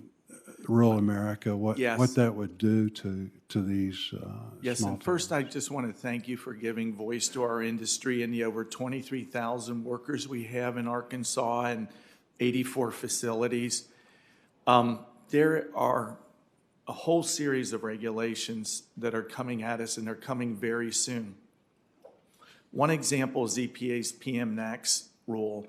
We're not questioning EPA's whether they ought to regulate here, but the problem is they're moving so fast, which is also why they made the mistakes they made in this rule, that they're not going to have an implementation plan ready for when it kicks in. We're in kind of a catch-22 under the Clean Air Act, where because we're in these remote rural communities where the air's clean, we're in attainment. Ironically, the requirements kick in immediately. It's the dirtier areas that are in non-attainment that get extensions, that can trade with other sources, do offsets and all of that. What does this mean? It means there's going to be a permit gridlock problem. We're not going to be able to get the permits we need to modernize our mills, which, by the way, makes them both cleaner and competitive.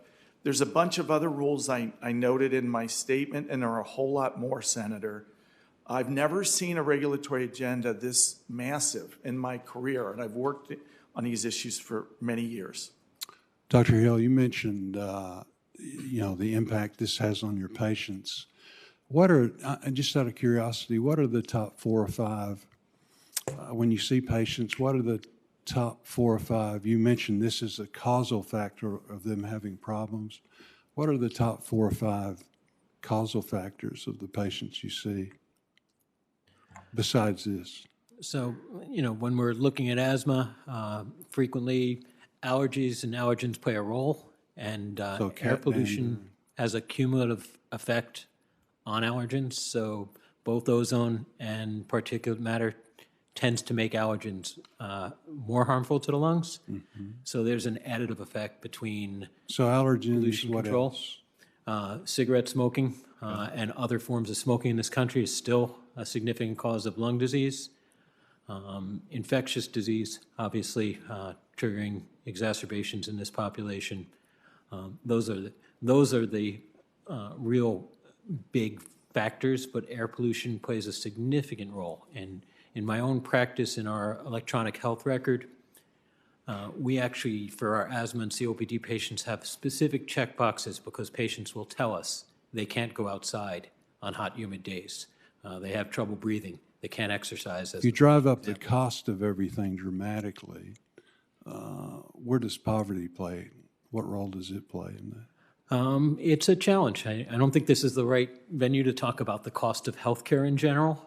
Well, I'm talking about the cost of electricity and everything else. It plays a role.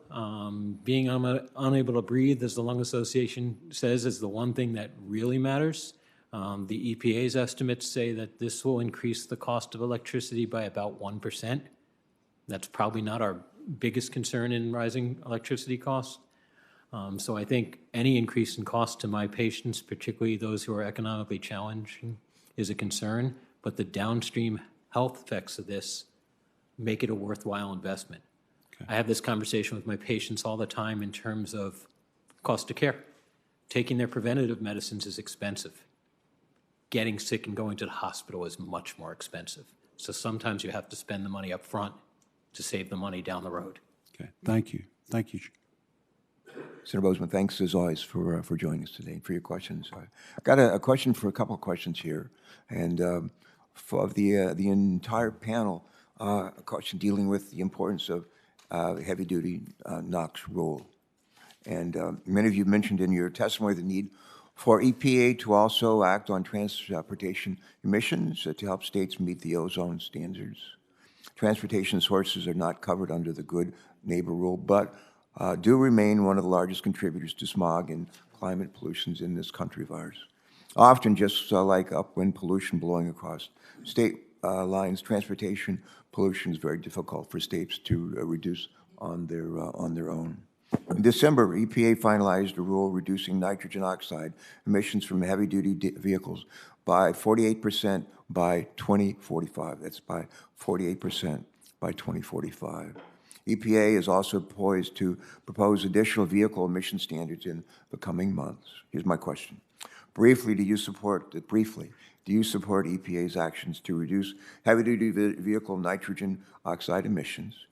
And if you answer, and in your answer, if you would, please let us know if you support further EPA actions to address vehicle emissions to help reduce smog, soot, and climate pollution. And Dr. Hill, I'm going to ask you to lead off, and then Secretary McElwain. We'll come right down the line. So briefly, speaking as chair of the Public Policy Committee for the Lung Association, we strongly support EPA's heavy-duty vehicle rule.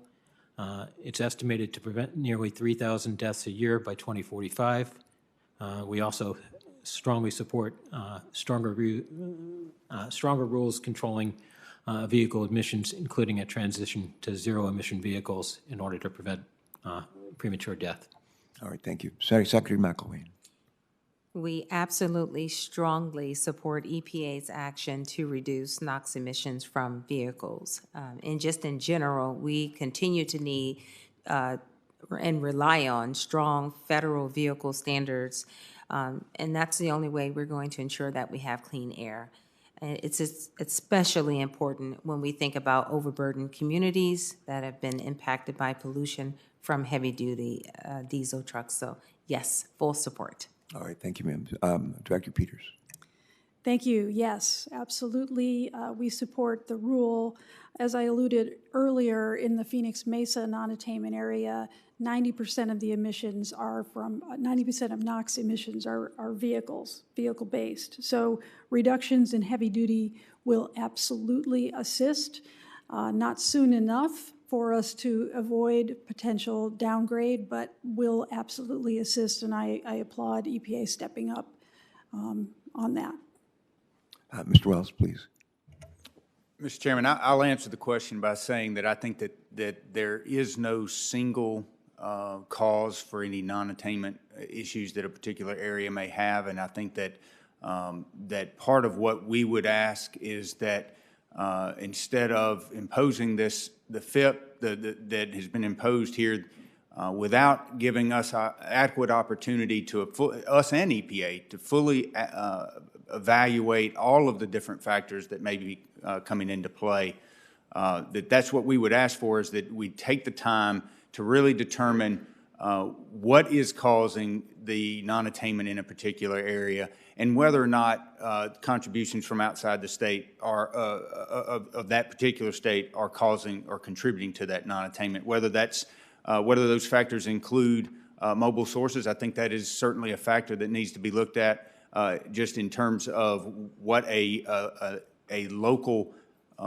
area that isn't potentially in non-attainment can do to help themselves, but also in terms of how the modeling that underpins this rule is evaluated and applied.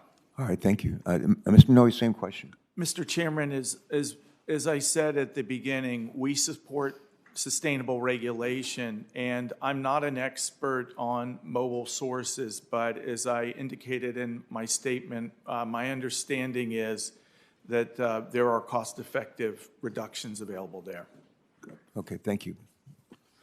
Second question, we've been joined by Senator Whitehouse. I'm going to ask these two questions and then yield to him. Secretary McElwain, and this would be for you, and I think for Director Peters as well. Sharing high quality and transparent, reliable information is vital in fulfilling EPA's missions to protect human health and our environment, especially as the agency works with states to develop rulemakings. EPA has told my staff, maybe other staffs here, that the agency provided modeling information in the public docket and has provided themselves to meet with all state agencies who may have questions. My question, I guess, would be Secretary McElwain and Director Peters. Do you believe that the Environmental Protection Agency has been transparent and proactive in sharing information and data regarding updated modeling results for the proposed federal implementation plan and final Good Neighbor Plan? Secretary McElwain. Yes, I do believe that. You want me to expand? Just a little bit. A little bit, please. Yeah, we've worked with US EPA. They've been very open. Several states and we came together, well, before me, but my state was involved. And we had a couple of, some feedback in terms of creating the rule. And one of the feedback that we gave was we wanted them to include municipal waste combustion in the rule, and they did. And so that's just an example of the collaboration that we've had with US EPA. Yeah, that's a good example. Same question, Director Peters. Thank you. And I would agree that we have a very good working relationship with EPA.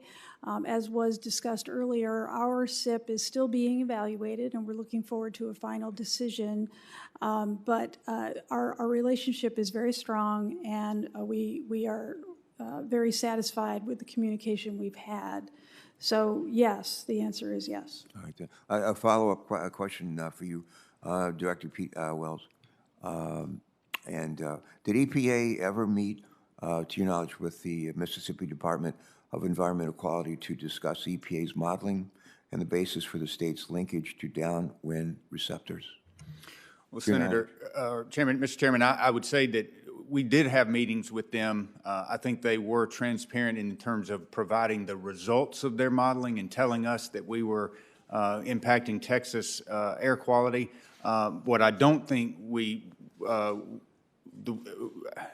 a way that I do not think they were cooperative as they should have been was giving us an opportunity, adequate time to evaluate. Let me say this. We do not have on staff at Little Lowell, Mississippi DEQ the expertise that it takes to dig into this modeling in the period of time that we were given. And so while we were provided the results and told what our impacts were based on those results, that modeling results, we were not given adequate opportunity to evaluate that, contradict it, or dispute it, maybe is the better word to use, or to counter it in any way. And while EPA would probably say the data was available to us, the amount of time that we had to do so was inadequate. All right. I'm going to give, will you do questions for the record? I'm probably send you a question for the record just to allow you to amplify on that response if you would. Let's see.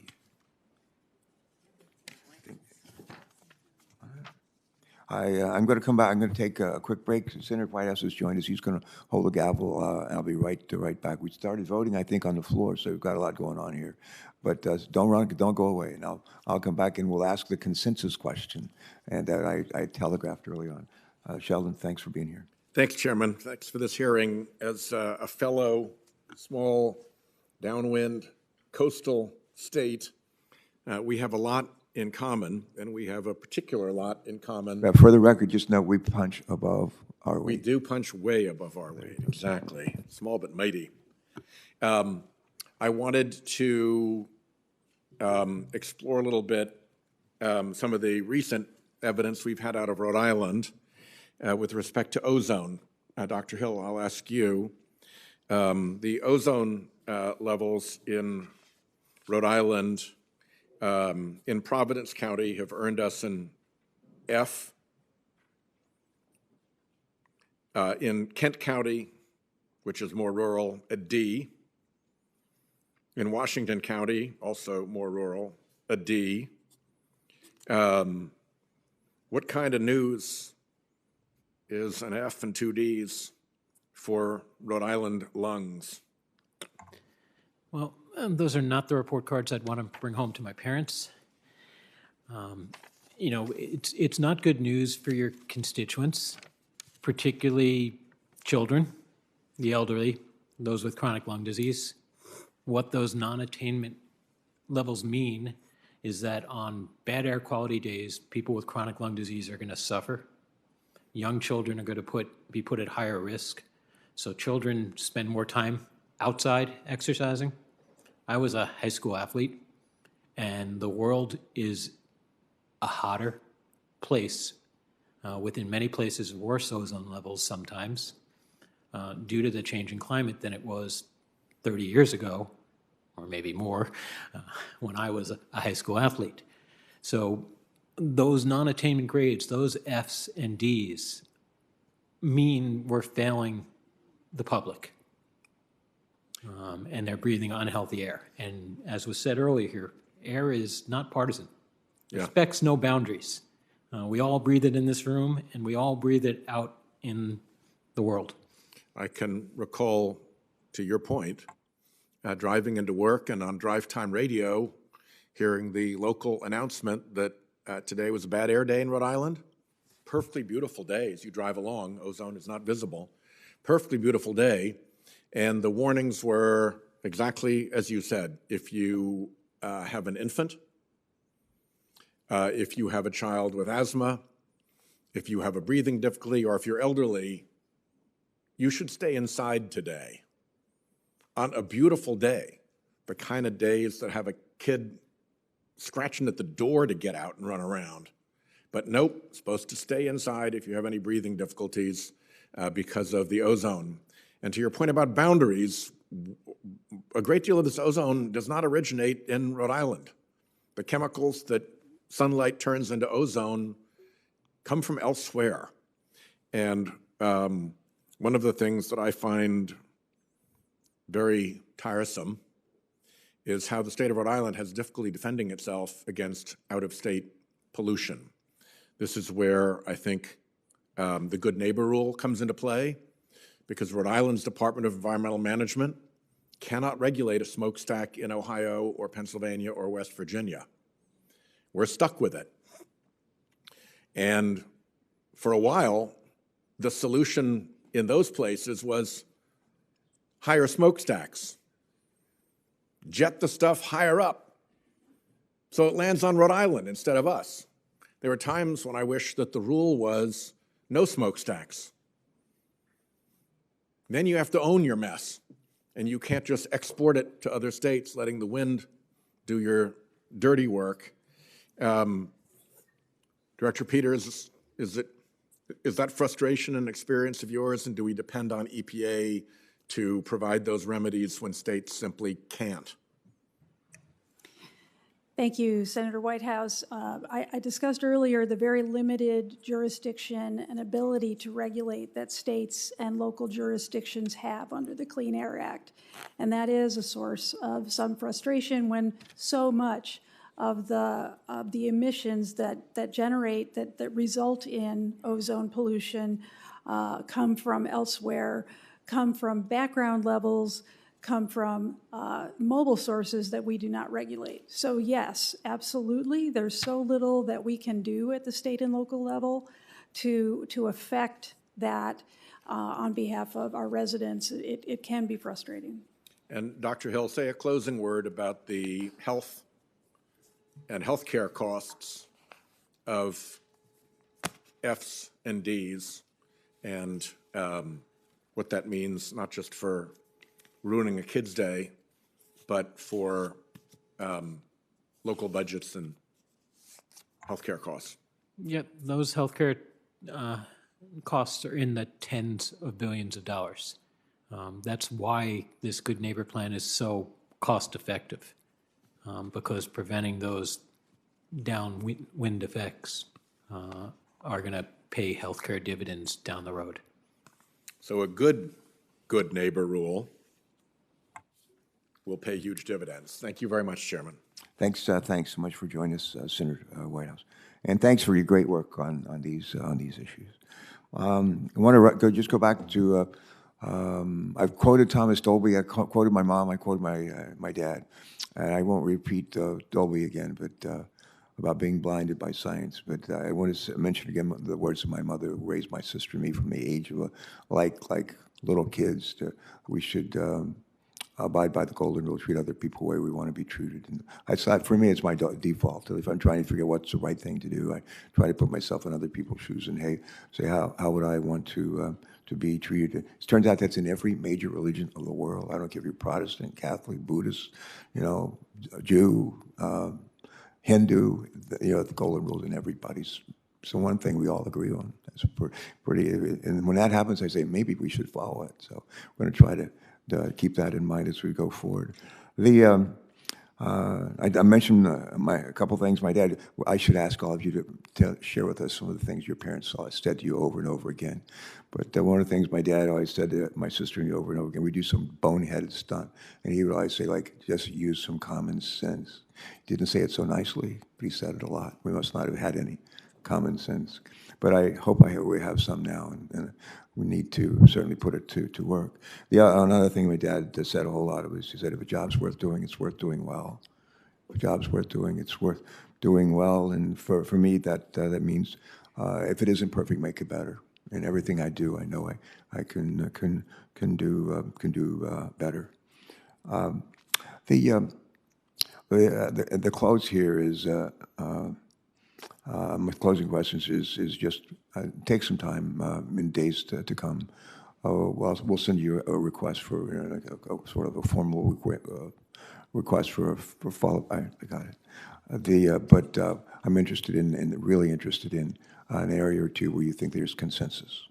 That would be great, and that will help us. I've talked to our majority staff or minority staff, and I said, if we can't figure this out, we need to find a new job. And that does not suggest this is easy, it ain't. But some of the most important things are some of the hardest things to do. And we need to get this right. And we're given a blessing to have these responsibilities to sit in these chairs and help make decisions for our country. And we want to be proactive, and we want to be constructive, and we need your input on that.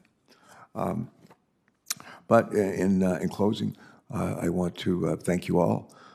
For your time, for your testimony today. Thank you for what you do in your own states. I hope your work gives you great joy. I love helping people, and my guess is that you do too.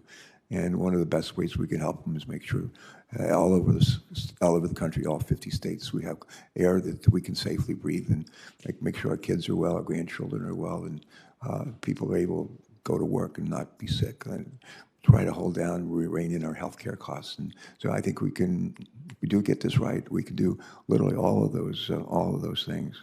But the Good Neighbor Rule is about making sure that all states do their part to clean up the air we breathe, as you know. And we heard today that the new rule is long overdue. We also heard how more often than not, downwind states unfairly bear the burden of air pollution from their upwind neighbors. Without the help of the EPA, there's not much that downwind states can do to relieve the economic and health burden of cross-state air pollution. I know that's especially true in my own home state, where more than 90%, as I said earlier, more than 90% of the air pollution in our state comes from outside of our state. We also heard some good news today. We heard that the good neighbor rule is achievable in many circumstances. Upwind polluters will just have to consistently operate the technology they've already installed. For me, it seems like a small price to pay to protect those of us who are downwind. And before we object, I'm going to ask unanimous consent to submit into the record a variety of materials related to today's hearing. This includes public comments on the then proposed Good Neighbor rule from the Ozone Transport Commission, a multi-state organization made up of 12 mid-Atlantic and Northeast states, and also includes D.C. The Ozone Transport Commission expressed overall support for the rule, support for the inclusion of industrial sources, and provided data on similar actions already being taken by member states. I hear no objection to that. I'm going to move on to a little bit of housekeeping. Senators will be allowed to submit written questions for the record through the close of business on Wednesday, April 12th. That's when my colleagues have to submit their questions. Wednesday, April 12th, close of business, and we'll compile those questions and send them on to each of you, and ask you, if you will, to respond to us by the next morning. All right, how about Wednesday, April 26th? April 26th, how's that? Again, this has been encouraging. I'm a half glass, half full guy, and I found this encouraging. And we appreciate you coming from all over the country, different perspectives, different backgrounds, but you want to find good solutions that are fair and equitable. I think we can do that. And what did Henry Ford used to say? If you think you can, or you think you can't, you're right. In this case, I think we can, and I think we must. So with that, this hearing is, with my left hand, adjourned. Thank you all.